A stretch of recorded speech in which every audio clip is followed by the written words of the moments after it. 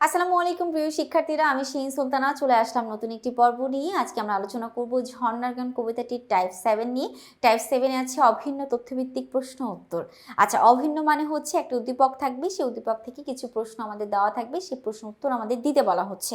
তো চলো আমরা দেখে নিই 54 নাম্বার প্রশ্ন। উদ্দীপকটি পড়ে আমরা 54 নাম্বার প্রশ্ন উত্তর দিব। দেখো, উদ্দীপকটা খুব সহজ, বিভিন্ন বোর্ডে এসেছে, খেয়াল করি।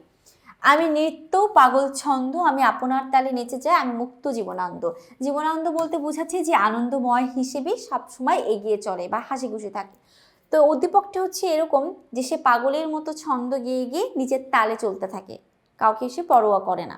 আচ্ছা, তো উদ্দীপকের ভাব নিচের কোন চরণে ফুটে উঠেছে দেখো। চপল পায় কেবল ধাই, সংখ্যা নাই সমান যায়, ধাই দিলাই খিলখিলাই দুলদুলাই দুদুলো মন। সঠিক উত্তর হচ্ছে আমাদের 1 নাম্বার।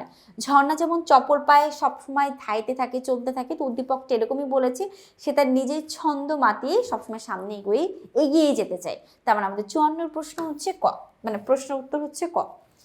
এবার আমরা আমাদের উদ্দীপক সহ আরো প্রশ্ন দেখব, খেয়াল করব।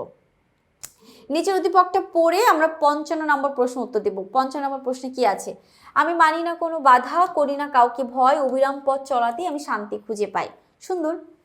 তো এখন উদ্দীপকটি তোমার পঠিত কোন কবিতার ভাবকে ধারণ করো? অবশ্যই ঝর্ণার গান, যেহেতু আমরা ঝর্ণার গানকে নিয়ে পড়ছি। আমরা দেখতে পাই ঝর্ণা চঞ্চল পায়ে চলতে থাকে, ঝুম পাহাড় তাকে ভয় দেখালো, সে কোনোভাবে ভয় পায় না, পরোয়া করে না। উত্তর হচ্ছে আমাদের ক। এরপর আমরা যাব হচ্ছে আবার উদ্দীপক পড়বো, 56 এবং 57 নাম্বার আনসার করব। 57 এবং 56 এবং 57 নাম্বার আমাদের একটি উদ্দীপক আছে, খেয়াল করি। বৃদ্ধ তাহারায় যাহারা আলোক পিয়াসী, প্রাণচঞ্চল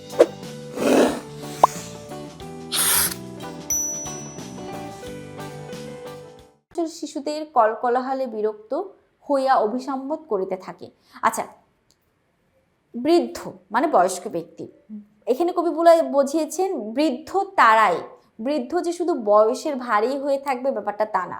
বৃদ্ধ তারাই যারা অল্প বয়সেও আলোকে সন্ধান করে না, মানে আলোকে খুঁজে পায় না, বা যারা প্রাণ চঞ্চল শিশু দেখেও বিরক্ত প্রকাশ করে, মানে ছোটাছুটি করে যে শিশু, তাদেরকে দেখে তাদের ভালো লাগে না।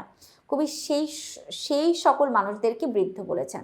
অনেক সময় দেখবো যে খুব বয়স হয়ে গেল, মানুষ অনেক প্রাণচঞ্চল থাকে, হাসি খুশি থাকে, ভালো থাকার চেষ্টা করে, বাট তারা বৃদ্ধ না। কবি এখানে বৃদ্ধ বলেছে যারা মন থেকে অসুখী বা মন থেকে যারা চঞ্চলতাকে পছন্দ করে না, তারাই বৃদ্ধ। এটাই হচ্ছে আমাদের উদ্দীপক। এবার আমরা প্রশ্ন দেখব। অনুচ্ছেদে উল্লেখিত বৃদ্ধ ঝর্ণার গান কবিতা কার প্রতিনিধি? কালসার চাতক পরি ঝুমপার, ঝুম পাহাড়ের হবে। কেন? কারণ আমরা দেখতে পাই পাহাড়, ঝর্ণা যখন চলতে থাকে তখন ঝুম পাহাড় তাকে ভয় দেখায়, অর্থাৎ ঝর্ণার অঞ্চলতা বা শব্দ ঝুম পাহাড়ের ভালো লাগে না। তো উদ্দীপকের ওই বৃদ্ধর সাথে মিলাইছে ঝুম পাহাড়কে। উত্তর 56-4। এবার আমরা 57 নম্বর প্রশ্ন দেব। অনুচ্ছেদের শিশুরা ঝর্ণার যে বৈশিষ্ট্য ধারণ করেছে। অনুচ্ছেদের শিশুরা খুব চঞ্চল, তার সাথে ঝর্ণার কি মিল আছে দেখো। নির্ভীকতা, অর্থাৎ তারা কোনো ভয় পাচ্ছে না, এটা কারেক্ট। গতিশীলতা, গতিশীলতা বলতে হচ্ছে চারিদিকে চলে যাচ্ছে। এবার আনন্দময়তা, গতিশীলতার কথা এখানে আসবে না, আমাদের সঠিক উত্তর হচ্ছে আনন্দময়তাই হবে। উত্তর 3। তো এই ছিল হচ্ছে আমাদের টাইপ 7 নিয়ে আলোচনার টপিক। আশা করি সকলে বুঝতে পেরেছো। আমাদের ইজি সিরিক্সের সকল বই তোমরা সংগ্রহ করে রাখবে নিজের পড়াকে আরো সহজ করার জন্য। আল্লাহ হাফিজ, আসসালামু আলাইকুম।